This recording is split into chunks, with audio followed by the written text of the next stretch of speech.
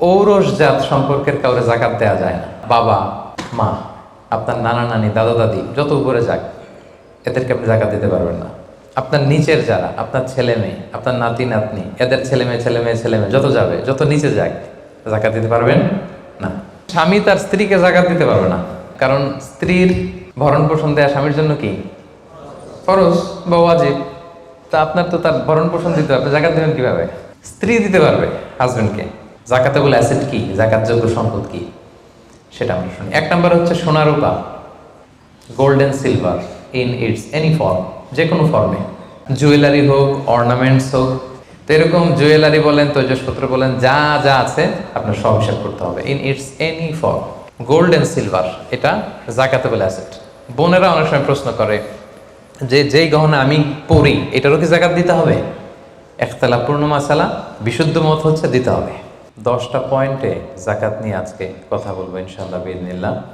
প্রথমে আমি জাকাতের গুরুত্ব ও তাৎপর্য নিয়ে কথা বলবো। এরপর জাকাত আদায় যদি কেউ না করে তাদের শাস্তি কি কোরআনে, সে ব্যাপারে কথা বলবো। এরপর জাকাত আদায়ের কিছু কোরআন বর্ণিত খাত আছে, মন চাইলেই যে কোনো জায়গায় আবার জাকাতের টাকা দেওয়া যায় না, সেই খাতগুলো কি সেগুলো আমরা জানার চেষ্টা করব। তারপর জানবো 4 নম্বরে কাদেরকে জাকাত দেওয়া যাবে না, কিছু লোক আছে এদের জাকাত দেওয়া যাবে না। এরপর 5 নম্বরে জানবো জাকাত ফরজ হওয়ার কিছু শর্ত আছে এগুলো। 6 নম্বরে জাকাতেবল অ্যাসেট কি কি, সব অ্যাসেটে জাকাত আসে না, এগুলো আমরা জানবো। 7 নম্বরে জাকাত হিসেব করার সহজ পদ্ধতি আজকের এই জেনিথ হোটেলের বলরুম থেকে আমরা শিখে যাবো ইনশাআল্লাহ। ইনশাআল্লাহ পড়ে, তো কিভাবে সহজে ক্যালকুলেশন করবেন এটা আজকে আমি বুঝিয়ে দিব।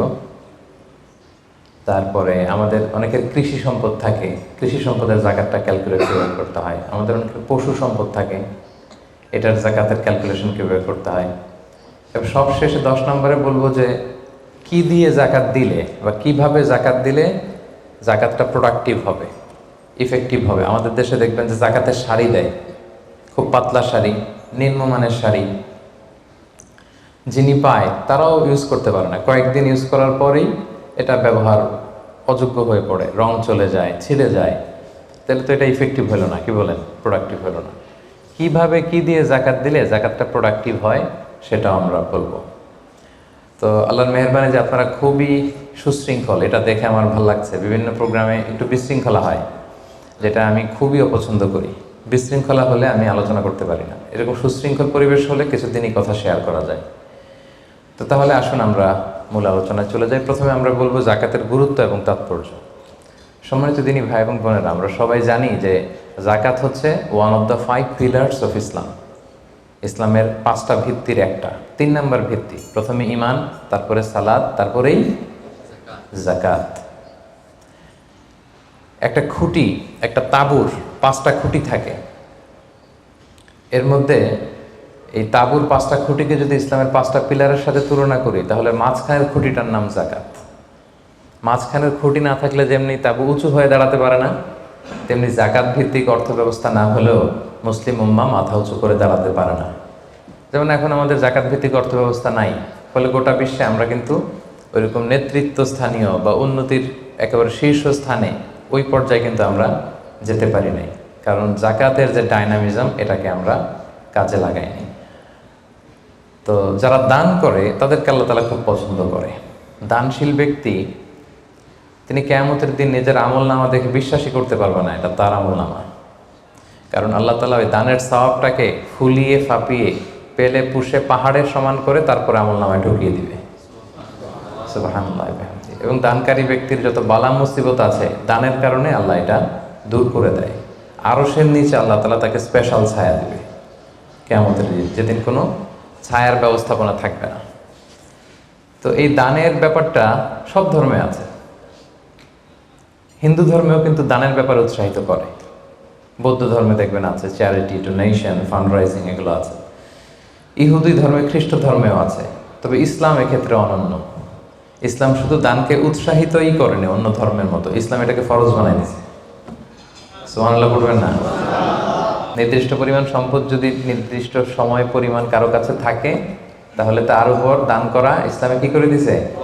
ফরজ। অন্য কোনো ধর্ম দানকে ফরজ করেনি, উৎসাহ দিয়েছে সব ধর্ম, কিন্তু ইসলাম এক্ষেত্রে ইউনিক।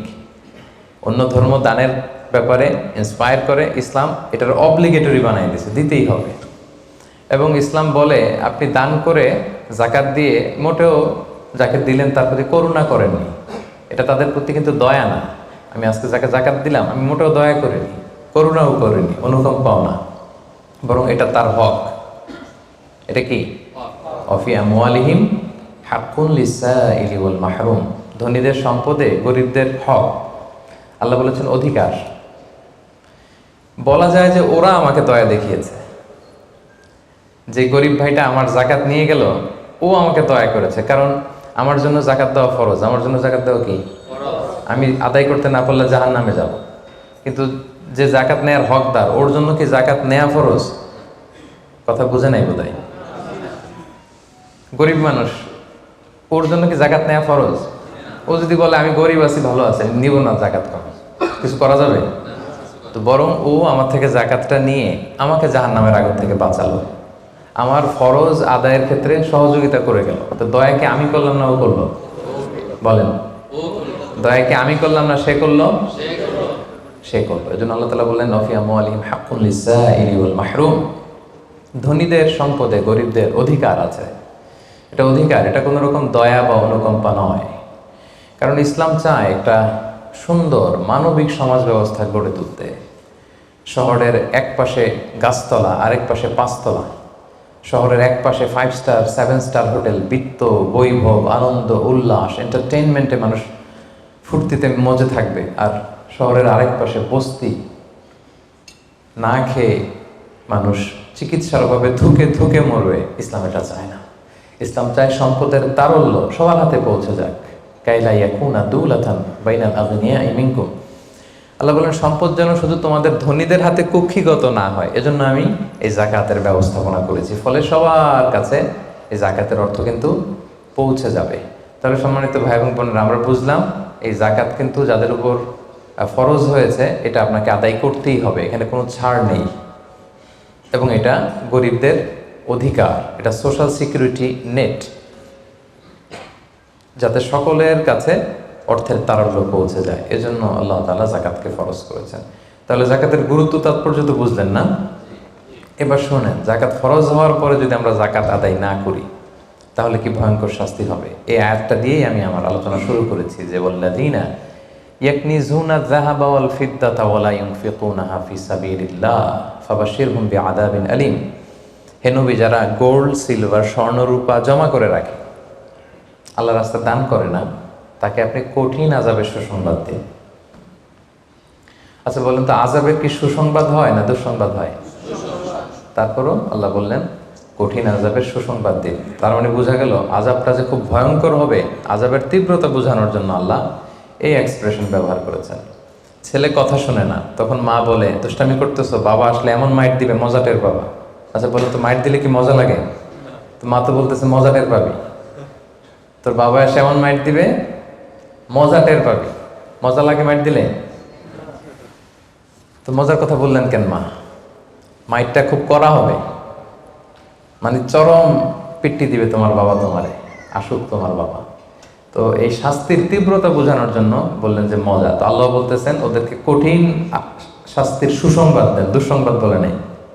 আল্লাহ টিপ্পনি কেটে বলেন যে সুসংবাদ দেন। ইয়াউমা ইউহমা আলাইহা ফি নারি জাহান্নাম, সেদিন এই স্বর্ণরূপ যারা জমিয়ে রেখেছে, জাকাত দেয় নাই, এগুলোর আল্লাহ গলিয়ে খুন্তি বানাবে লোহার।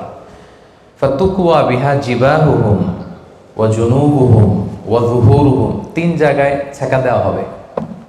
কপালে স্বর্ণরূপ জমা করেছে, ব্যাংক ব্যালেন্স জমা করেছে, জাকাত দেয় নাই, এগুলোর আগুনে জ্বলিয়ে লোহার খুন্তি বানিয়ে কপালে ছেঁকা দেওয়া হবে।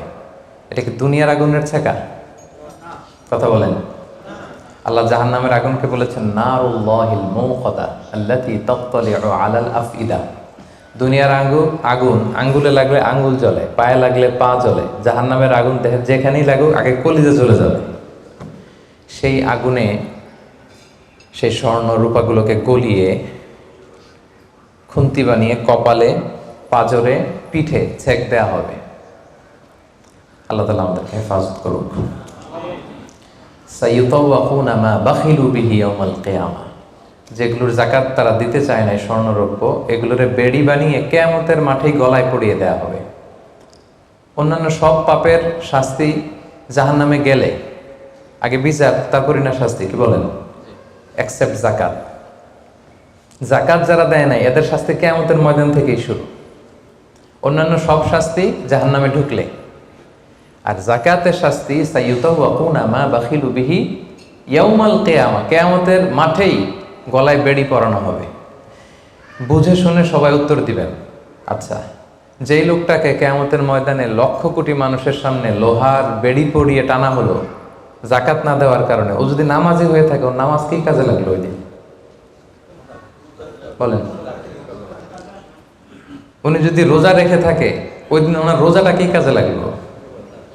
তাহাজ্জুদ পড়তে পড়তে কপালে যদি দাগ ফেলে দেয়, ওই দাগ ওনার কি কাজে লাগলো ওই দিন?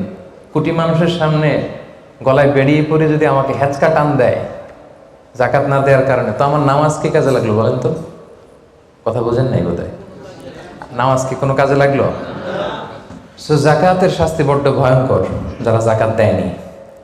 হাদিসে আছে আতাহুল্লাহু মালান ওয়ালাম ইউআদ্দি যাকাত, আল্লাহ সম্পদ দিয়েছে কিন্তু তারা আল্লাহর রাস্তায় জাকাত দেয় নাই। এই সম্পদগুলোকে একটা সাপের রূপ দেয়া হবে। সুজা আন আখরা, বুখারীর বর্ণনা। দ্য মোস্ট ভেনোমাস স্নেক, সুজা আন আকরা, টেকো সাপ। সাপের মাথায় পশম হয়, কিছু চুল, পশম।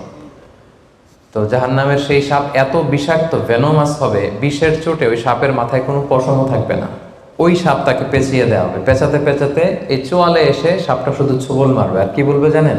আনা মালুক আনা কানসুক, আমি তোমার সম্পদ। আমাকে ভোগ করার জন্য ব্যাংকে রেখে দিছিল না, ফিক্সড ডিপোজিট করে, জাকাত ক্যালকুলেশন করে দেওয়া নাই। আনা মালুক আনা কানসুক বলতেই থাকবে, আর একটা ছোবল মারবে। আনা মালুক আনা কানসুক, I'm your wealth, I'm your bank balance. আমি তোমার সম্পদ, আমি তোমার গহনা, আমি তোমার জুয়েলারি, আমি তোমার অর্নামেন্টস, আমি তোমার গচ্ছিত সম্পদ। হিসাব করে তো দাও নাই, খাওয়ার জন্য রাখছিলা, আজকে খাও। আনা মালুক আনা কানসুক। আমরা কি কিয়ামতের ময়দানে সেই কঠিন আযাব ভোগ করতে চাই? এই কঠিন শাস্তি ভোগ করার ক্ষমতা কি আমাদের আছে? ওয়াখুলিকাল ইনসানু দাঈফা, আল্লাহ মানুষকে দুর্বল করে বানিয়েছে। সো সম্মানিত সুধী, আল্লাহ তাআলা আমাদেরকে, যাদেরকে সম্পদশালী বানিয়েছেন, আমরা যেন হিসেব করে জাকাত দিয়ে দিই, একেবারে নিয়ম মাফিক। আজকে নিয়মটা শিখে যাব, নিয়ম মাফিক আমরা জাকাত দিব। এটা গরিবের হক, গরিবের হাতে বুঝিয়ে দেব। পারা যাবে তো ইনশাআল্লাহ? ইনশাআল্লাহ। 2 নম্বর পয়েন্টও কভার করলাম। 3 নম্বর পয়েন্ট হচ্ছে জাকাত আদায়ের খাত। সব খাতে জাকাত দেওয়া যায় না। জাকাতের টাকা দিয়ে মসজিদ বানানো যায় না। আজকে বুঝে যান, জেনে যান মাসালা। জাকাতের টাকা দিয়ে মাদ্রাসা বানানো যায় না। জাকাতের টাকা দিয়ে কালভার্ট, ব্রিজ বানানো যায় না, কারণ ব্রিজে তো ধনীরাও হাঁটবে, কি বলেন? তো ধনীরা কি জাকাতের টাকা কনজিউম করার কোনো সুযোগ আছে? নাই। তার মানে আল্লাহ তাআলা কোরআনে বর্ণিত 8টা খাত উল্লেখ করেছেন। এই 8টা খাতেই আপনাকে জাকাত দিতে হবে, এর বাইরে জাকাত দিলে হবে না। আল্লাহ তাআলা বলেন ইন্নামাস সাদাকাতু লিল ফুকারাই ওয়াল মাসাকিনি ওয়াল আমিলিনা আলাইহা ওয়াল মুআল্লাফাতি কুলুবুহুম ওয়া ফির রিকাবি ওয়াল গারিমিনা ওয়া ফিস সাবিলিল্লাহি ওয়া ইবনিস সাবিল ফারিদাতাম মিনাল্লাহি ওয়াল্লাহু আলিমুল হাকিম। 8টা খাত। এই 8 খাতের বাইরে আপনি জাকাত দিলে আদায় হবে না। 1 নম্বর খাত হচ্ছে লিল ফুকারা, ফকিরদেরকে আপনি দিতে পারবেন। 2 নম্বর খাত হচ্ছে ওয়াল মাসাকিনি, মিসকিনদেরকে দিতে পারবেন। এখন ফকিরকে, মিসকিনকে? ফকির হচ্ছে মানলাহু শাই, যার কিছু জিনিসপত্র আছে, কিছু টাকা আছে, কিছু সম্পদ আছে, কিন্তু ওয়ালা ইয়াকফি, এটা তার হয় না। কিছু টাকা আছে, মাসে 20 দিন খাইতে পারে, 10 দিন কষ্ট হয়, ছেলেরে ভালোভাবে পড়াইতে পারে না, নিজের ভালো জামা কাপড়ের ব্যবস্থা নাই। তার মানে কিছু সম্পদ আছে, এতে তার কুলায় না, হয় না, একে বলে ফকির, একে আপনি দিতে পারবেন। আরেক শ্রেণী হচ্ছে মিসকিন।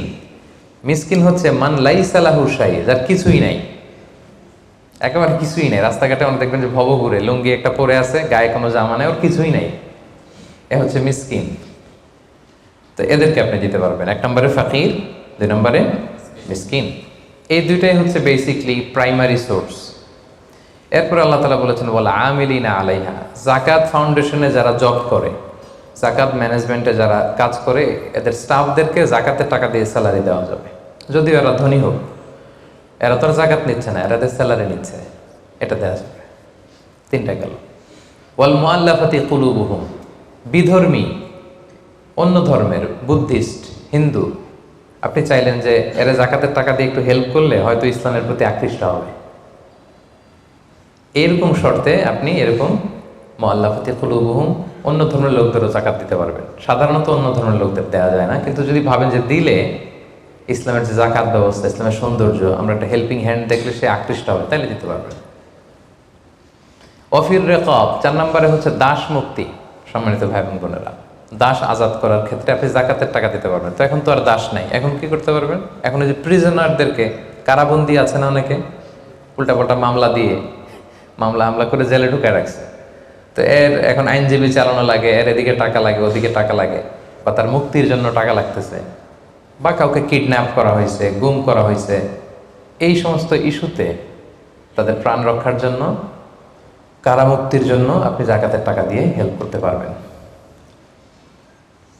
4টা গেল। ওয়াল গারিমিন, ঋণগ্রস্ত ব্যক্তি, ঋণের বোঝায় প্রতিদিন খালি ধরে পাওনাদাররা, তার মানে জীবন চালানো না বিশ্বাস হয়ে পড়তেছে, তাকে আপনি ঋণের বোঝা হালকা করার জন্য দিতে পারবেন।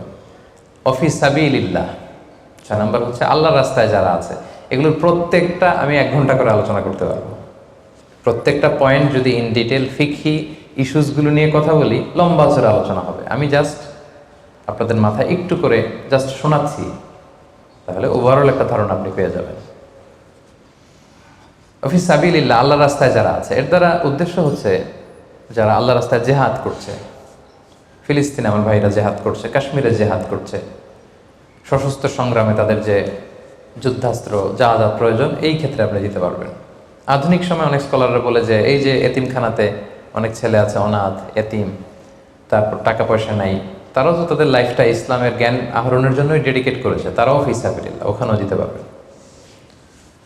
সর্বশেষ হচ্ছে অফিস সাবিলিল্লাহি ওয়াবনিস সাবিল, পথিক। পথিক যদি নিঃস্ব হয়ে যায়, তাকে আপনি জাকাতের টাকা দিয়ে হেল্প করতে পারবেন। ধরেন একজন পথিক, বাড়ি হচ্ছে কেলান্তান, এখন কেলে আইসা মলম পাটির খপ্পরে পইরা সব শেষ, কিছুই নাই আর, তার সব নিয়ে গেছে। তো এখন সে ওইদিকে কেলান্তানে অনেক ধনী, কিন্তু এইখানে টাকা পয়সা নাই। এখন এই যে তার টাকা নাই, তাকে পৌঁছতে হবে, তা খাইতে হবে, আপনি জাকাতের টাকা দিয়ে তাকে হেল্প করতে পারবেন। এখন অবশ্যই এটা খুব প্রযোজ্য না, কারণ ক্রেডিট কার্ড থাকে বাংলাদেশে, ধরেন বিকাশ সে সিস্টেম আছে, বা খুব সামহাও তার কারো নাম্বার মুখস্থ থাকলে ফোন করলে টাকার ব্যবস্থা হয়ে যাবে। কিন্তু শরীয়ত কিন্তু এটাও রেখেছে, পথিক মুসাফিরকে আপনি হেল্প করতে পারবেন। তাহলে এই 8টা খাত ছাড়া কিন্তু সম্মানিত ভাই বোন বোনেরা, আপনি অন্য খাতে জাকাত দিলে জাকাত আদায় হবে?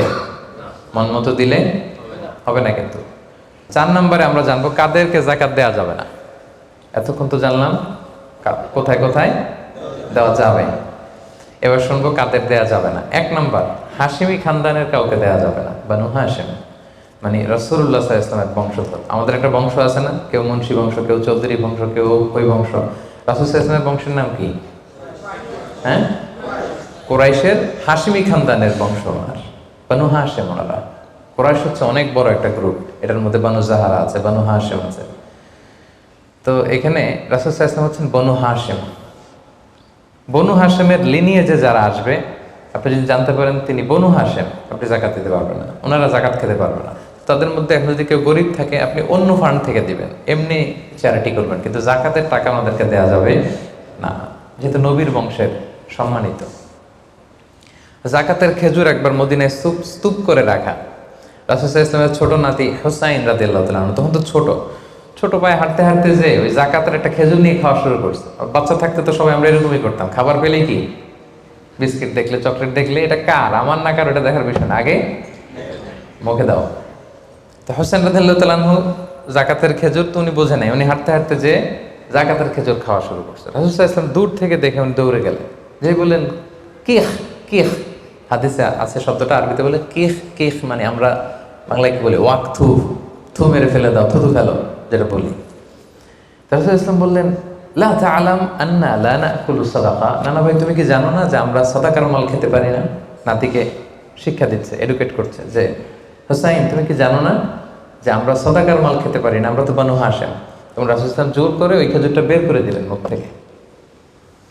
তাহলে বনু হাশিমের কাউকে দেওয়া যাবে না, অমুসলিম কাউকে জাকাত দেওয়া যাবে না, এক্সেপ্ট ওয়াল মুআল্লাফাতি কুলুবুহুম, যদি এই ইস্যু হয় যে এটা দিলে ইসলামের প্রতি তার একটা আকর্ষণ বাড়বে, এরকম হলে দিতে পারবেন, ইন জেনারেলি দেওয়া যাবে না। 3 নাম্বার হচ্ছে ধনী কাউকে জাকাত দেওয়া যাবে না। যার টাকা আছে এরা জাকাত দেওয়া যাবে, পয়সাওয়ালা কাউকে না।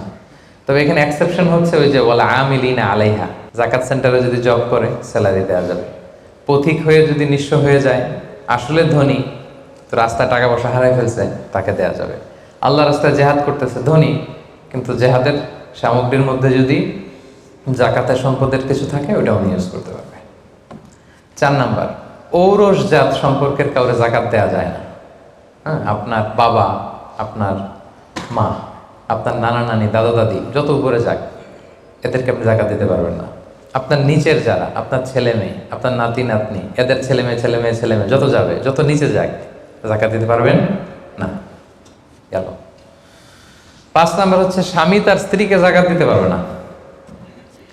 কেন? কারণ স্ত্রীর ভরণ পোষণ দেয়া স্বামীর জন্য কি ফরজ বা ওয়াজিব। তা আপনার তো তার ভরণ পোষণ দিতে হবে, জাকাত দেবেন কিভাবে? স্ত্রী দিতে পারবে হাজবেন্ডকে। ইন এনি কেস আসলে হাজব্যান্ড ওয়াইফের মধ্যে জাকাত দেওয়ানোর সম্পর্ক নাকি? তো ভালোবাসার সম্পর্ক, স্বামী স্ত্রীর মধ্যে তো ভালোবাসার সম্পর্ক। তো ইন এনি কেস ইসলাম বলে যে প্রত্যেকে কিন্তু ইন্ডিভিজুয়াল। একটা জিনিস খেয়াল রাখবেন, আপনি আর ভাবির জাকাত কিন্তু একসাথে হবে না, বুঝতে পারছেন? ভাবির জাকাত ভাবি দিবে, আপনার জাকাত আপনি দিবেন। ইসলামে প্রত্যেককে আলাদা ইন্ডিভিজুয়াল হিসেবে আল্লাহর কাছে দাঁড়াইতে হবে। নামাজের হিসাব যেমনি আমার আলাদা, আমার বউয়ের আলাদা, জাকাতেরটাও আমার আলাদা, আমার স্ত্রীর আলাদা। অনুরূপভাবে যাদের ভরণ পোষণের দায়িত্ব আপনার কাঁধের উপর, তাদেরকে আপনি জাকাত দিতে পারবেন না, কারণ এটা আপনার দায়িত্ব, এজন্য পারবেন না। এবার জাকাত ফরজ হওয়ার শর্ত আছে, এই শর্তগুলো আমরা শুনব। 5টা শর্ত। প্রাইমারি শর্ত হচ্ছে নেসাব পরিমাণ সম্পদের মালিক হওয়া, আর এটা হাওলানিল হাওল, 1 বছর থাকা। এগুলো হচ্ছে প্রাইমারি শর্ত। আরও 3টা সেকেন্ডারি শর্ত হচ্ছে আল মিলকিয়া, পূর্ণ ওনারশিপ থাকা, আর জিয়াদা, এটা আপনার অতিরিক্ত টাকা এটা হওয়া, আর হচ্ছে আদামুদ্দুয়ুন, ঋণ না থাকা। এই 5টা শর্ত আমি ব্যাখ্যা করলে আপনি বুঝবেন। 1 নাম্বার হচ্ছে নিসাব পরিমাণ সম্পদের মালিক হওয়া। আপনি সামান্য কিছু সম্পদের মালিক হইলে এখান থেকে জাকাত দিতে হবে, শরীয়ত কিন্তু এটা বলে নাই। সুবহানাল্লাহ। আপনি জাকাতের নিয়ম শুনলে দেখবেন যে ইসলাম কতটা ব্যালেন্সড। একটা থ্রেশহোল্ড আছে, একটা স্ট্যান্ডার্ড আছে, এই মানে গেলে দিবেন। সেটা কত? সেটা গোল্ড আর সিলভার দিয়ে রাসূল সাল্লাল্লাহু আলাইহি ওয়াসাল্লাম দিয়েছেন, কারণ তখন গোল্ড আর সিলভারের কয়েন ছিল, মুদ্রা ছিল। আগে কিন্তু সোনা আর রূপা দিয়েই মুদ্রা বানানো হতো, পরে এটা পেপার মানি শুরু হয়েছে, কাগজের টাকা। তো একটা হচ্ছে দিনার আর একটা দিরহাম। তো রাসূল সাল্লাল্লাহু আলাইহি ওয়াসাল্লাম যে থ্রেশহোল্ড বেঁধে দিয়েছেন সেটা হচ্ছে 7.5 তোলা স্বর্ণ বা 52.5 তোলা রূপা। আই রিপিট, এটা সবাই জানেন আশা করি, যে 7.5 তোলা স্বর্ণ আর 52.5 তোলা রূপা। আধুনিক সময়ে গ্রাম দিয়ে দোকানদাররা হিসাব করে, তো গ্রাম দিয়ে যদি আপনি বুঝেন তাহলে 85 গ্রাম স্বর্ণ অথবা 595 গ্রাম রূপা, এটা হচ্ছে থ্রেশহোল্ড নিসাব, অথবা এর সমপরিমাণ অর্থ, ক্যাশ টাকা যদি আপনার কাছে থাকে, তাহলে আপনি নিসাবের মালিক হয়েছেন। যেদিন আপনি এই নিসাবের মালিক হবেন ওই দিনটা আপনি ডায়েরিতে টুকে রাখবেন, কারণ এটা যদি 1 বছর আপনার কাছে এরকম থাকে, 1 বছর পরে যে আপনি জাকাত দিবেন, কিভাবে দিবেন আমি সামনে বলবো। তো এই নেসাব নিয়ে একটা প্রবলেম আছে। প্রবলেমটা হচ্ছে 7.5 তোলা স্বর্ণ আর 52.5 তোলা রূপার দাম কিন্তু এক না। 52.5 তোলা রূপার দাম খুব কম, আর 7.5 তোলা স্বর্ণের দাম অনেক বেশি। এটা হইল একটাই কম আর একটা বেশি। ঘটনা হচ্ছে রাসূল সাল্লাল্লাহু আলাইহি ওয়াসাল্লাম যখন এই থ্রেশহোল্ডটা বেঁধে দিয়েছিলেন নিসাবটা, তখন দুইটার মান সমান ছিল। তখন 7.5 তোলা স্বর্ণ দিয়ে 52.5 তোলার মতো রূপা পাওয়া যেত, অথবা কেউ 52.5 তোলা রূপা বিক্রি করলে 7.5 তোলা স্বর্ণ পেত। কিন্তু পরে সিলভার ফল করতে শুরু করলো, ফল করতে করতে আজকে এই অবস্থা। গোল্ড আবার খুব একটা ফল করে নাই, ফলে গোল্ডের স্টেবিলিটিটা এখনো রয়ে গিয়েছে। তো এখন আপনি কোনটা ধরে দিবেন জাকাতটা? যদি আপনি রূপা ধরেন, কথার কথা, রূপা যদি এই 1 ভরির দাম 1000 টাকা হয়, তাহলে 52.5 ভরির দাম কত? 52,500 টাকা। কিন্তু স্বর্ণ যদি আপনি হিসাব করেন, 1 ভরি যদি 50,000 হয়, 7.5 ভরি কত? 3.5 লাখ প্লাস, তাহলে প্রায় 7 গুণ কম বেশি, তাই না? এটা নিয়েই হয়ে গেছে জটিলতা। তো এখন আপনি কোনটা ধরে দিবেন? অনেকে বলে না গোল্ড দিব, কারণ গোল্ড ফল করে নাই, এটার যে স্ট্যান্ডার্ড এটা এখনো বজায় আছে। এটা নিয়ে অনেক আলোচনা, আমি খুব সংক্ষেপে বলি। কেউ বলে গোল্ড দিব, কেউ বলে রূপা দিব। এখন আমি কি বলি? আমি আপনাদেরকে সাজেস্ট করব আপনারা রূপারটা ধরবেন। রূপারটা ধরলে কি লাভ হবে জানেন? দুই দিকেই লাভ, আপনারও লাভ, যিনি নিবে আরও লাভ। রূপারটা ধরলে বেশি সংখ্যক লোক জাকাত দান করতে হবে, তাই না? আর বেশি সংখ্যক গরিব লোকও টাকা পাবে, কি বলেন? তো দুই পক্ষে লাভ হইল না। এখন প্রশ্ন করতে পারেন, হাজুর ও পাইছে ওর লাভ, আমার লাভ কি? আপনার তো সবচেয়ে বড় লাভ, আপনি তো সওয়াব পাবেন আখিরাতে। এটা আমাদের বেশি দরকার না? কি বলেন? যিনি গ্রহীতা উনি পেয়ে লাভ, তার লাভ হইল, আর যিনি দাতা তিনি সওয়াব পেয়ে লাভবান হইলেন, তিনি সম্মানিত জাকাত দাতা হইলেন। অল্প আসুক না, ধরেন আপনার 1000 টাকা জাকাত আসছে, তা আপনি যদি 1000 টাকা জাকাত দেন, এটা আপনার হৃদয়ে একটা প্রশান্তির কারণ হবে না যে আমি সম্মানিত জাকাত দাতা, আলহামদুলিল্লাহ, আই এম এ জাকাত পেয়ার। এবং এত বড় একটা ফরজ ইবাদতের লিস্টে যে আপনি ঢুকতে পারছেন, এটাও তো কম কিসে, কি বলেন? এজন্য স্বর্ণেরটা না ধরে রূপারটা ধরবেন। আপনাদের যে টাকা পয়সা, আপনাদের তো হীরা দিয়ে করা দরকার আপনাদের নেশা, এনিওয়ে। তো এজন্য আপনারা রূপারটা ধরবেন, তাহলে লোকজন উপকৃত হবে বেশি, সম্মানিত ভাই বোন বোনেরা। তাহলে 5টা শর্তের প্রথমটা তো বুঝে গেছেন, নেশাব, কি বলেন? নেশাব বুঝে গেছেন না? 2 নম্বর শর্ত হচ্ছে শুধু এই নেশাব পরিমাণ সম্পদের মালিক হইলেই হবে না ভাইরা, এটাকে হাল আনিল হাউল বলে, মানে 1 বছর আপনার কাছে থাকতে হবে। দেখেন ইসলাম কতটা ভারসাম্যপূর্ণ। কিছু টাকা আপনার কাছে থাকলে এই জাকাত দাও না, এটা 1 বছর থাকতে হবে। যদি দেখা যায় যে আপনার সব খরচ শেষে 1 বছর এই টাকাটা আপনার কাছে অলস পড়ে আছে, তাহলে বোঝা গেল যে আপনি সম্পদশালী এবং আপনার অর্থের একটা স্টেবিলিটি আছে, কি বলেন? তাহলে আপনি নেশাব পরিমাণ সম্পদের মালিক হলেন, এবং 1 বছর যদি থাকে, 1 বছর শেষে আপনি জাকাত দিবেন। এই বছরটা কিন্তু সৌর বছর না, সোলার ইয়ারে হিসাব করলে হবে না, এটা লুনার ইয়ারে, চান্দ্র বছরে। খেয়াল রাখতে হবে, সৌর বছর জানুয়ারি ফেব্রুয়ারি মাসের যে হিসাবটা, এটা 365 দিনে 1 বছর। কিন্তু যেটা লুনার ইয়ার, চন্দ্র বছর, এটা কতদিন 1 বছর কে জানে? কেউ জানেন না? 300 হ্যাঁ 354 দিন, রাইট, 354 দিন, সামান্য কিছু সময়। তো 11 দিনের কিন্তু এখানে ডিফারেন্স আছে, 11 দিনের ডিফারেন্স আছে। তো আপনি হিসেব করবেন হচ্ছে চান্দ্র বছর অনুযায়ী, সৌর বছর অনুযায়ী না। তো সৌর বছর অনুযায়ী যদি করেন, তাহলে আপনার জাকাত কিন্তু 2.5% থাকবে না। চান্দ্র বছর অনুযায়ী আপনার 2.5%, সৌর বছর করলে ওইটা 2.58% হয়ে যাবে। একটু বাড়বে না? কারণ কতদিন বেশি? 11 দিন বেশি, পার্সেন্টেজও বেড়ে যাবে। তখন কিন্তু জাকাত আপনার 2.5% থাকবে না, 2.58%। বলার আগেই বুঝে যায়, কারণ সব ব্যবসায়ী সারাদিন ক্যালকুলেটর নিয়ে কোত্থেকে শিপমেন্ট হইলো, কত মিলিয়ন গেল, কত মিলিয়ন ঢুকলো, সব মুখস্থ, যেন বলার আগে বুঝে ফেলতেছে চটচট করে, মাশাআল্লাহ। তো তখন আর 2.5% হচ্ছে না, 2.58% হচ্ছে। তাহলে সম্মানিত ভাইরা, আপনি ধরেন, উদাহরণস্বরূপ ধরেন যে আপনি গত রমজানের 20 তারিখে সর্বপ্রথম নিসাব পরিমাণ সম্পদের মালিক হয়েছিলেন। তো তারপরে আপনি খেয়াল করবেন যে দেখি সারা বছর এই পরিমাণ অতিরিক্ত অলস টাকা আমার কাছে পড়ে থাকে কিনা। থাকতে থাকতে থাকতে থাকতে এই রমজানের 20 পর্যন্ত দেখেন যে টাকা ওইটা তো আছে, আরও হয়েছে টাকা। তো তার মানে আপনি এখন জাকাত দিবেন, যেহেতু নেসাবের মালিকও হয়েছেন, আবার পূর্ণ একটা চন্দ্র বছরও আপনার অতিক্রম করেছে, স্থায়ী হয়েছে, তখন আপনি জাকাত হিসাব করবেন। তাহলে 2টা শর্ত বুঝলেন না? 3 নাম্বার হচ্ছে ওনারশিপ। আপনার মালিকানা থাকতে হবে, যে সম্পদটা আছে খালি আপনার কাছে টাকা থাকলেই হবে না, এটা কমপ্লিট, আরবিতে তাসাররুফ বলে, কমপ্লিট ওনারশিপ আপনার থাকতে হবে। এখন একজনের আমানতের টাকা আপনার আছে, ওইটা আপনি জাকাত দিতে পারবেন? একজন 5 লাখ টাকা আমানত রাখছে, আপনি এটা জাকাত দেওয়া শুরু করছেন, হবে? সেটা তো উনি জাকাত দেবে, এটা তো আপনার আমানতের টাকা, এই টাকা তো আপনার বুঝাই দিতে হবে। তো আমানতের টাকা কিন্তু কমপ্লিট ওনারশিপ আমার থাকে না, এটার হিসাব আমি করবো না। তো এটা বুঝে গেলেন। 4 নাম্বার হচ্ছে এই টাকা আপনার অতিরিক্ত হইতে হবে, আরবিতে বলে জিয়াদা।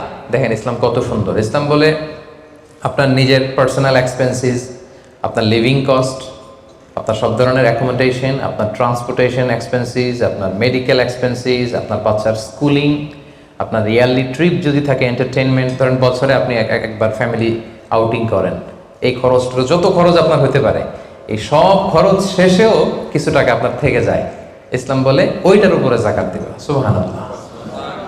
জিয়াদা, অতিরিক্ত হওয়া শর্ত। আপনার লাগে, যদি আপনার এই টাকা লাগে, ওটা তো আপনি ইউজ করবেন। আপনার টাকার ব্যবহারের জন্য সবচেয়ে বেশি হকদার কে? আপনি নিজে। আপনার সব খরচ আলহামদুলিল্লাহ সুন্দরভাবে চলে, এরপরেও নিসাব পরিমাণ টাকা বছরব্যাপী যখন আপনার রয়ে গেল, ইসলাম বলে জাস্ট 2.5%। সুবহানাল্লাহ। তাহলে অতিরিক্ত হইতে হবে। সর্বশেষ শর্ত, 5টা শর্তের সর্বশেষ শর্ত হচ্ছে ঋণ থাকতে পারবে না। ঋণ থাকলে ওইটা জাকাত থেকে বাদ যাবে। ধরেন আপনার আছে 5 লক্ষ, কিন্তু আবার ঋণও আছে 5 লক্ষ, কথার কথা, তো এটা তো আপনি আগে ঋণ দিবেন, আপনি তার জাকাত দিতে পারবেন না। এই কথাটা কি বুঝতে পারছেন? আচ্ছা, ঋণ ভাই 3 ধরনের। কয় ধরনের? 3 ধরনের। একটা হচ্ছে আপনার একবারে পরিশোধ করতে হবে, এরকম ঋণ থাকে না, যে আমি মুরাদ ভাইয়ের কাছ থেকে 1 লক্ষ টাকা নিলাম, আজকে আমার জাকাতের হিসাব করার ডেট, তো 1-2 মাসের মধ্যে টাকাটা দিতে হবে। তো তখন এই যে 1 লক্ষ টাকা উনি পাবে, এই টাকাটা আমি বাদ দিব আমার অন্যান্য অ্যাসেট থেকে। বাদ দিয়ে যদি দেখি যে না, তারপরেও জাকাত হয় দিব, আর না হলে দিব না, কারণ এটা একবারে দিতে হবে। ওনারা বলছে যে 1 লক্ষ আমি একবারে দিয়ে দিব আপনাকে 1 মাস পরে, এইভাবে ঋণটা নিয়েছিলাম। তাহলে কিছু কিছু ঋণ আছে একবারে পরিশোধযোগ্য, ওকে, এটা জাকাতের ক্যালকুলেশন থেকে বাদ যাবে। কিভাবে বাদ যাবে আমি ক্যালকুলেশন করে দেখাবো। ঋণের দ্বিতীয় প্রকার হচ্ছে ইনস্টলমেন্টের কিছু ঋণ আছে, কিস্তিতে দেয়া লাগে। লেটস সে আমি 1 কোটি টাকা দিয়ে একটা গাড়ি কিনেছি, BMW গাড়ি, বা 50 লক্ষ টাকা দিয়ে আমি একটা হুন্ডা গাড়ি কিনেছি, 50 লক্ষ টাকা। তো এটা আমি কিস্তিতে কিনেছি। কিস্তির ঋণ যদি হয় তাহলে আপনি কিন্তু পুরোটা বাদ দিতে পারবেন না, তখন সর্বোচ্চ 12 মাসের কিস্তি বাদ দিতে পারবেন, 12 মান্থসের, তাও এই চন্দ্র মাসের হিসাবে। কারণ জাকাতের হিসাবটা কি 12 মাসের হিসাব, তাই না? এটা একটা ইয়ারলি ক্যালকুলেশন। আপনি পুরোটা যদি একবারে বাদ দেন তাহলে তো আপনার আর জাকাতই দেওয়া লাগবে না। কি বলেন? বাংলাদেশে অনেক বড় বড় সিআইপি ব্যবসায়ী আছে, ওনারা হাজার হাজার কোটি টাকা ব্যাংক থেকে ব্যবসায়ের কারণে ঋণ নেন, এবং ওনাদের ঋণ খেলাপি হয়। তো ওনারা যদি বলে হুজুর আমার তো ঋণ আছে, তো উনি আর জাকাত দিবে কি? ওনারাই তো আমার জাকাত দেওয়া লাগবে এখন। কি বলেন?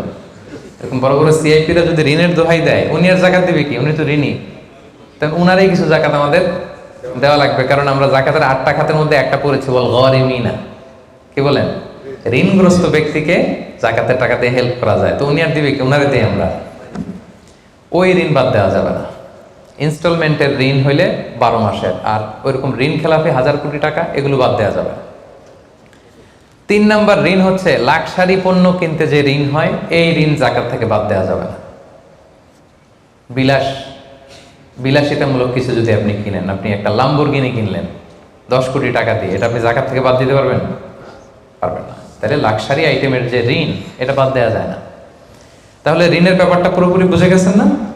এই 5টা শর্ত যদি থাকে আপনার মধ্যে পাওয়া যায়, অর্থাৎ আল্লাহ তাআলা আপনাকে একটা নিসাব পরিমাণ সম্পদের মালিক বানিয়েছেন, এটা আল্লাহ তাআলা পুরো 1 বছর আপনার এই পরিমাণ টাকা আপনার মধ্যে স্টেবল ছিল, এবং এটার পূর্ণ ওনারশিপ আপনার আছে, এবং এটা আপনার সব খরচের অতিরিক্ত, এবং সবশেষে এটা আপনার ঋণের বাইরে।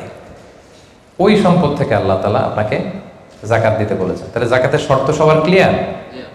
এবার হচ্ছে জাকাত যোগ্য সম্পদ কি কি? জাকাতে বলে অ্যাসেট, সব সম্পদে জাকাত হয় না। এই পয়েন্টটা খুব গুরুত্বপূর্ণ, আপনাদেরকে মনোযোগ দিয়ে শুনতে হবে। আপনারা মনোযোগ দিয়ে শুনতেছেন তো? আপনি ধরেন ওই যে উদাহরণ দিয়েছিলাম, গত রমজানের 20 তারিখে নিসাব পরিমাণ সম্পদের মালিক হয়েছেন, দেখলেন সারা বছর আছে এই টাকাটা, তো এই 20 রমজানে তো আপনি এখন হিসাব করবেন, তাই না? তো হিসাবে আপনি কি কি ধরবেন? সব সম্পদে জাকাত নাই। আপনার বাসার যে ফার্নিচার, এটা হিসাব করা লাগবে না। আপনার যে ফ্রিজ, আপনার যে এয়ারকন, আপনার যে থাকার যে ফ্ল্যাটটা, আপনার যে বাংলো বাড়ি, এগুলোতে কোনো জাকাত নাই। আপনার চলার জন্য যে গাড়িটা লাগে, এগুলোতে কোনো জাকাত নাই। আপনার নিজের জন্য যে ল্যাপটপ, মোবাইল, যত কিছু আছে, গ্যাজেট বলেন, এগুলোতে কোনো জাকাত নাই। তাহলে কি কিসে জাকাত আছে? জাকাতে বলে অ্যাসেট কি, জাকাতযোগ্য সম্পদ কি, সেটা আমরা শুনি। 1 নাম্বার হচ্ছে সোনা রূপা, gold and silver in its any form, যে কোনো ফর্মে, যে কোনো ফর্মে।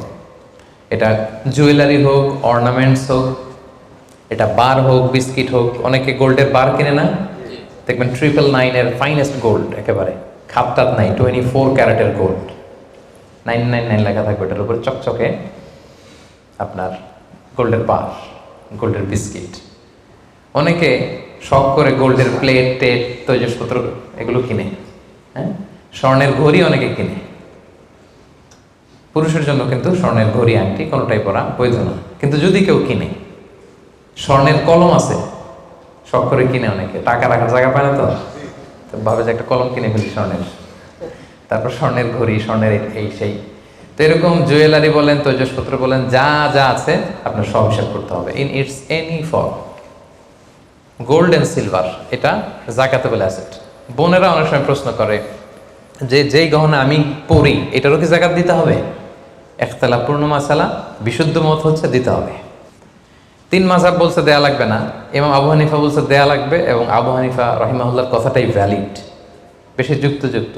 সুনানে আবু দাউদের হাদিস, আম্মা জান আয়েশা রাদিয়াল্লাহু তাআলা আনহা স্বর্ণের বা রূপার একটা আংটি পরে আছেন, রাসূল ইসলাম বলেন জাকাত দিছো? আম্মা জান বলেন না, এটা পড়ছি যাতে আপনার সামনে আমি আমার সৌন্দর্য বাড়াতে পারি। রাসূল ইসলাম বললেন হাসবুকি মিনান নার, জাহান্নামে ঢুকাতে এটাই যথেষ্ট, সাথে সাথে জাকাত দিয়ে দিলেন আম্মা জান আয়েশা। তো আম্মা জান আয়েশা তো এটা পরিহিতা ছিলেন, কি বলেন। আরেক নারী আসলেন তার মেয়েকে নিয়ে, হাতে 2টা স্বর্ণের চুড়ি, রাসূল বলেন জাকাত দিছো? দেই নাই। বলতেছে তুমি কি পছন্দ করো যে এই 2টা চুড়ির পরিবর্তে আগুনের 2টা চুড়ি জাহান্নামে পরানো হবে? ওই মহিলা ভয়ে তাড়াতাড়ি খুলে দিচ্ছে, ইয়া রাসূলুল্লাহ নেন, পুরোটাই দিয়ে দিলাম। তো এই হাতের বালাও কিন্তু ওই মেয়ে হাতে পড়া ছিল, তাই না? এতে করে বোঝা যায় যেই জুয়েলারি আমার বোনেরা আপনারা ইউজ করেন সেটারও জাকাত দিতে হবে, সেটারও জাকাত দিতে হবে। আপনার সিন্ধুকে থাক, গলায় থাক, আপনি সব কাউন্ট করে জাকাত দিবেন। তবে আপনি বিক্রয় মূল্য হিসাব করবেন, কারণ আপনি 1 লক্ষ টাকা দিয়ে একটা নেকলেস কিনছেন, বেচতে গেলে কি 1 লক্ষ পাবেন? কথা বোঝেন নাই? পাবেন? এটার সাথে খাদ আছে, এটার মেকিং চার্জ আছে, জুয়েলারি দোকানেরও একটা মেকিং চার্জ রাখে।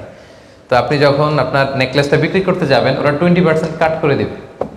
1 লক্ষ টাকার নেকলেস আপনি দোকানে বেচতে গেলে কত টাকা পাবেন?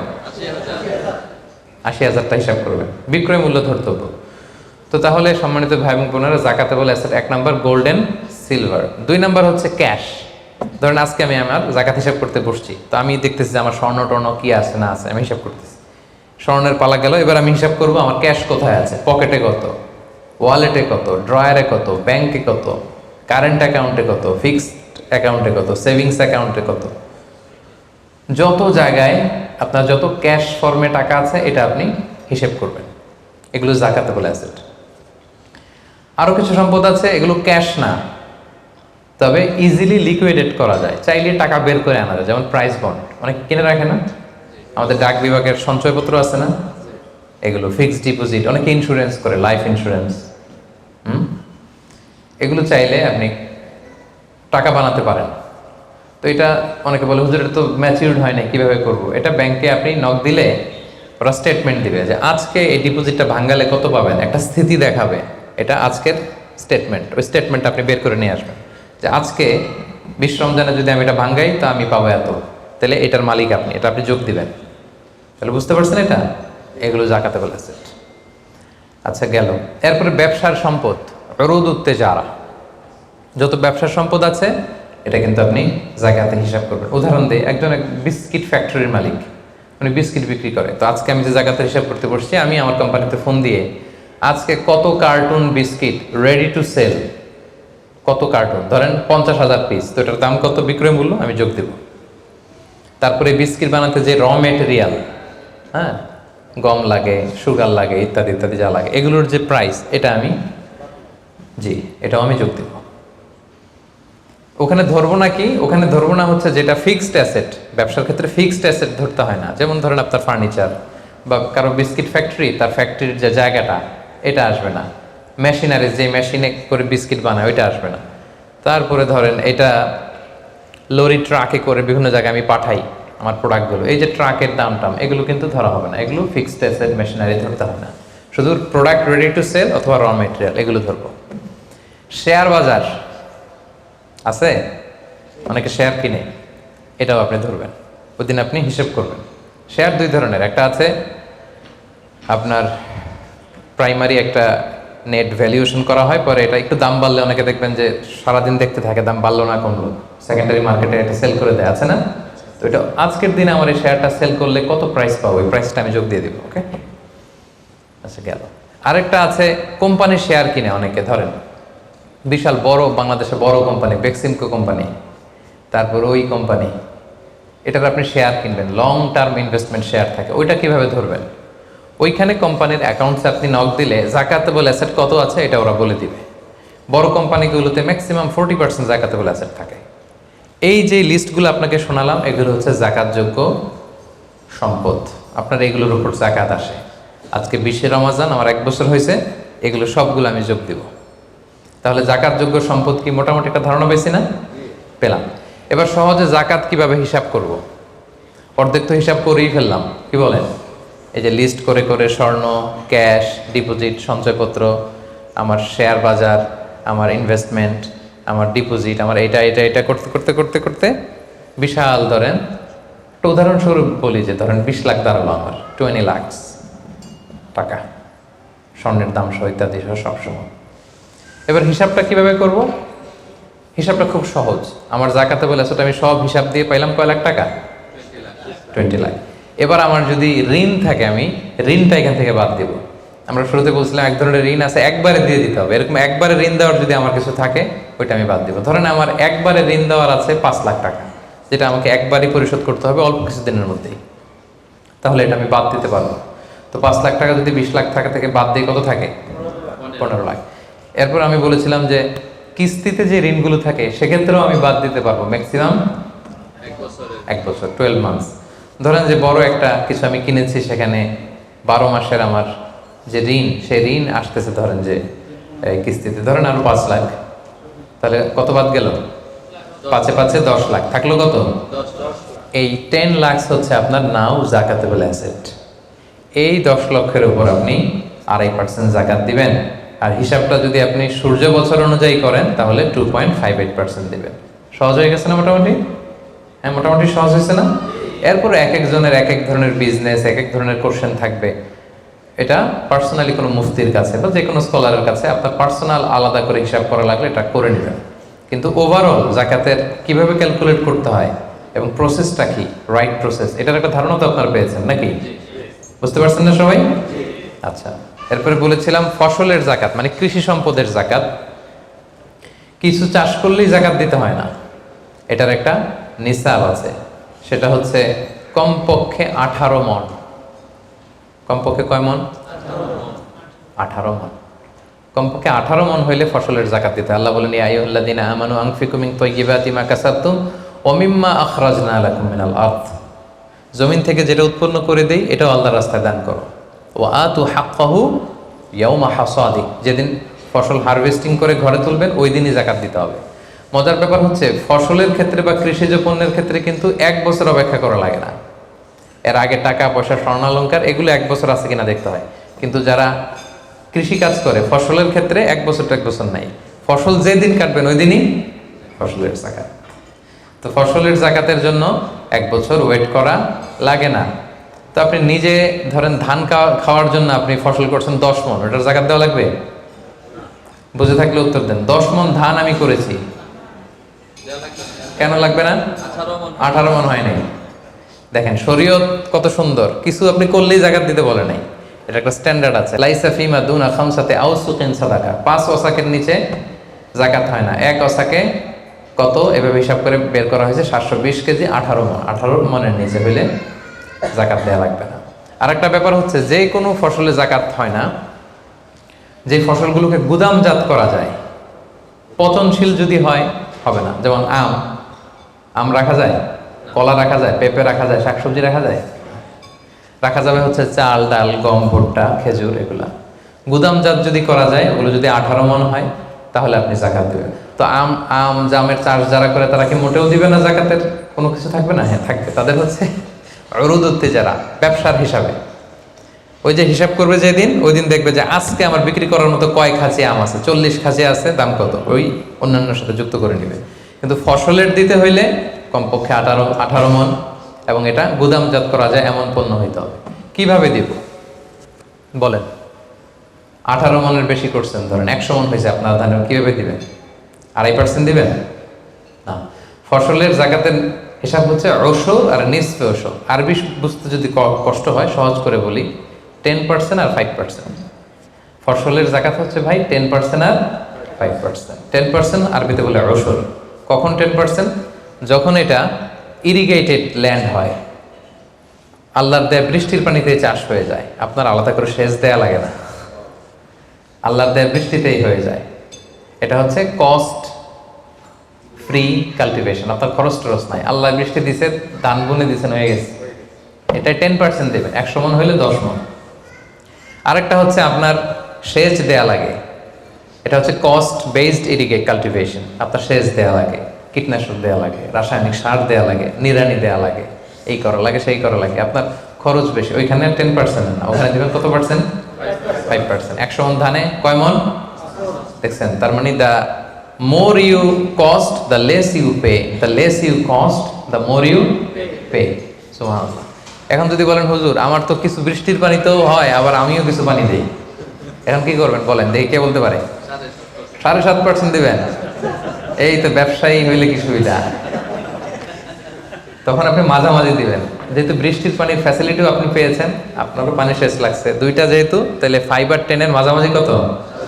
7.5। তো আপনি তখন 7.5% দিবেন। এটা হচ্ছে বিশাল আলোচনারে এক নির্যাস আমি আপনাদেরকে শোনালাম। চলে গেল কৃষি সম্পদ। এবার পশু সম্পদের জাকাত কিভাবে দিবেন? পশু সম্পদের যে লিস্ট, এটা আমাদের জন্য অ্যাপ্লিকেবল না। 40টা ছাগল হলে একটা ছাগল বছর শেষে, 30টা গরু হলে বছর শেষে, 5টা উট হলে, এটা আমাদের জন্য অ্যাপ্লিকেবল না। কারণ পশু সম্পদের জাকাত যদি দিতে হয়, শর্ত হচ্ছে এটা সায়েমা হইতে হবে। সায়েমা মানে পশুগুলা বনে বাদারে যে ঘাস লতা পাতা নিজেই খেয়ে আসে, এটার কোনো খাওয়ানো টাওয়ানো লাগে না। কিন্তু আমাদের যে পোলট্রি শিল্প, আমাদের যে গরুর ফার্ম, এটাকে ফ্যানের নিচে রাখতে হয়। অস্ট্রেলিয়ান গাভী যারা পালে দেখবেন উপরে ফ্যান, যে দারোয়ান ওর ফ্যান নাই, কিন্তু গরুর উপরে ফ্যান। কারণ এই বাতাস না খেলে ওটা বাঁচবে না, ওইটারে ইঞ্জেকশন দিতে হয়, ওইটারে এই দিতে হয়, ওইটারে ভুসি খাওয়াও, ওইটারে এই খাওয়াও।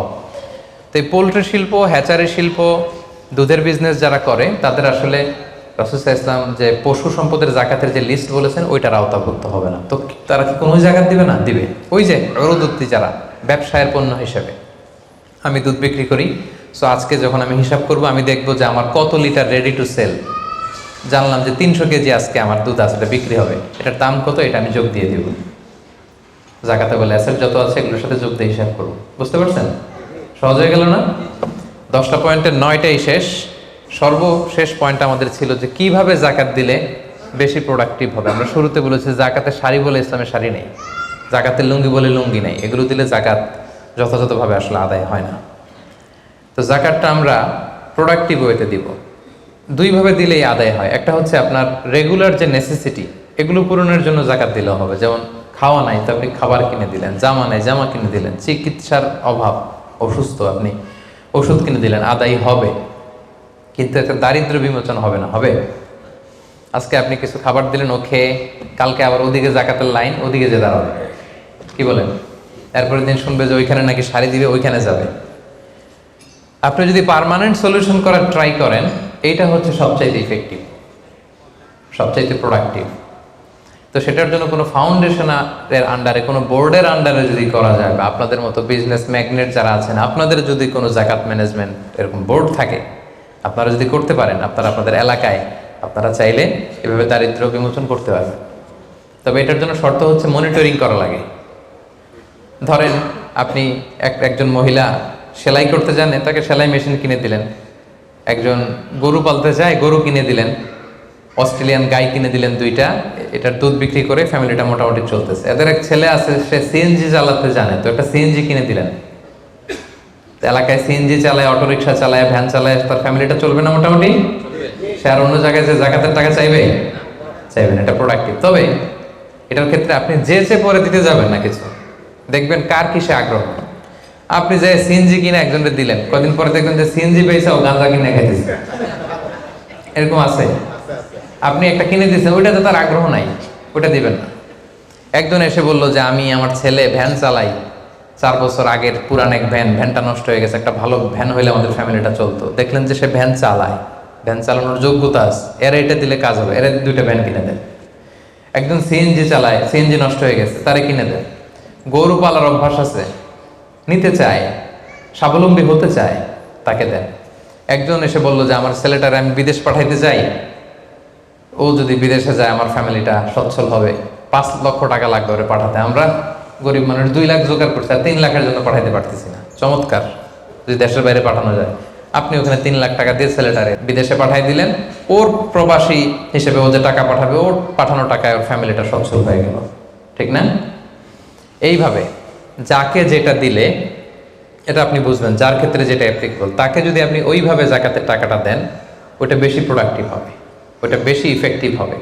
এইভাবে প্ল্যান করে করে যদি আপনারা আপনাদের জাকাতের টাকাগুলো যারা হকদার তাদের হাতে তুলে দিতে পারেন, একে তো সে স্বাবলম্বী হবে, দারিদ্র্য বিমোচন হবে, এবং সমাজ থেকে আমাদের দারিদ্রতা উঠে যাবে। দারিদ্রতা খুব খারাপ জিনিস। রাসূল সাল্লাল্লাহু আলাইহি ওয়াসাল্লাম এই দারিদ্রতা থেকে পানাহ চাইতেন। রাসূল সাল্লাল্লাহু আলাইহি ওয়াসাল্লাম সবসময় পড়তেন, আল্লাহুম্মা ইন্নী আউযু বিকা মিনাল ফাকরি ওয়াল কিল্লাতি ওয়াজ জিল্লাহ, মানে হে আল্লাহ, আমি দারিদ্রতা, আমি কমতি আর আমি জিল্লতি থেকে পানাহ চাই। রাসূল সাল্লাল্লাহু আলাইহি ওয়াসাল্লাম সবসময় দারিদ্রতা থেকে পানাহ চাইতেন। সো এই দারিদ্রতা বিমোচনের জন্য জাকাতের যে ডায়নামিজম, এটা আমাদেরকে প্রপার ওয়েতে কাজে লাগাতে হবে। আশা করি যে 10টি পয়েন্টে আপনাদের সাথে জাকাত ম্যানেজমেন্টের উপর আলোচনা করেছি। সবাই বুঝতে পারছেন না পয়েন্টগুলো? ওভারঅল কিভাবে জাকাত প্রসেসটা হয়, জাকাত দিতে হয়, একটা ধারণা হয়েছে না? আল্লাহ তাআলা আমাদের সবাইকে কথাগুলো বোঝার ও আমল করার তৌফিক দান করুন। আল্লাহ তাআলা তার মেহেরবানিতে আমাদের যাদেরকে সম্পদশালী বানিয়েছেন, আমরা যেন জাকাত দিয়ে ধন্য হতে পারি, আল্লাহ তৌফিক দান করুন। আমরা যেন এই জাকাতের মাধ্যমে দারিদ্রতা বিমোচন করতে পারি, অভাগা সুবিধাবঞ্চিত মানুষের মুখে যেন আমরা হাসি ফোটাতে পারি। ইসলামিক লাইফ, জীবন গড়ুন কোরআন সুন্নাহর আলোকে।